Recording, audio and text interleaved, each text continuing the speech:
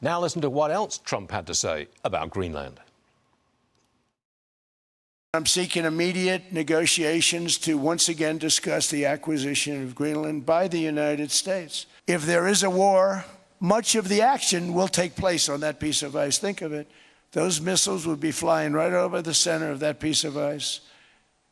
All we want from Denmark for national and international security and to keep our very energetic and dangerous potential enemies at bay is this land on which we're going to build the greatest golden dome ever built.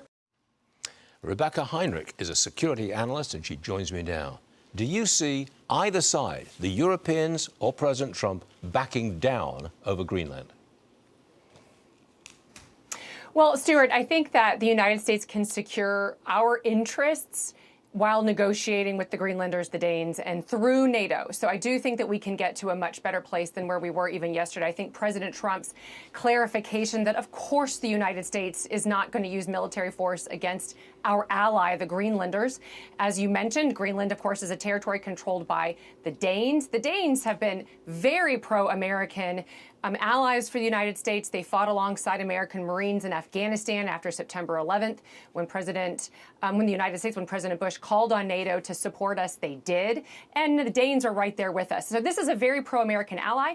So I do think that we can get to a place, Stuart, where the United States can increase our military presence there, maybe have some increased economic benefit with Greenland. But we already have a current treaty that allows it. The United States is not taking full advantage of that. But we'll see if President Trump can also get NATO allies to contribute more as well. So there's greater burden sharing in protecting the Arctic and boxing out not just the Russians. The Russians are all over the Arctic, but the Chinese as well. We want to make sure that those sea lanes stay open and free for the United States and our free democratic allies. I want to talk about this board of peace.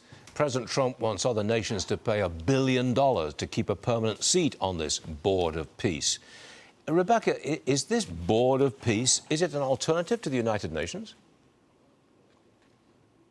I don't think it's going to be that, Stuart. I think that clearly the United Nations is not able to get the kind of peace agreements that we need, especially in such a troubled area as the Middle East and Gaza in particular.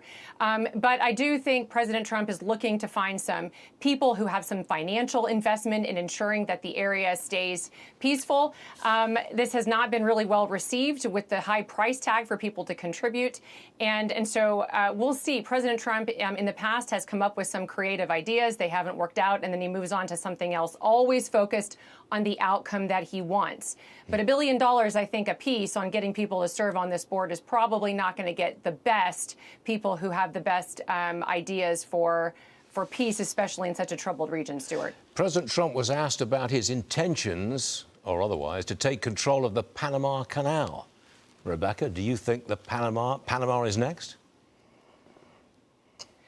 Well, I like how President Trump said, look, I'm not going to tell you what I'm going to do. He's very determined to make sure all of these global choke points, if you really think about how he is envisioning the globe right now and for American power in the world, we the United States, want to be able to have free and open access to sea lanes. The global commons for trade cannot be obstructed by our peer adversaries. Obviously, it's China leading this axis of powers, China, Russia. The Iranians are on their back foot, very weak, but they've been collaborating. And then you have these narco-communists in our own hemisphere.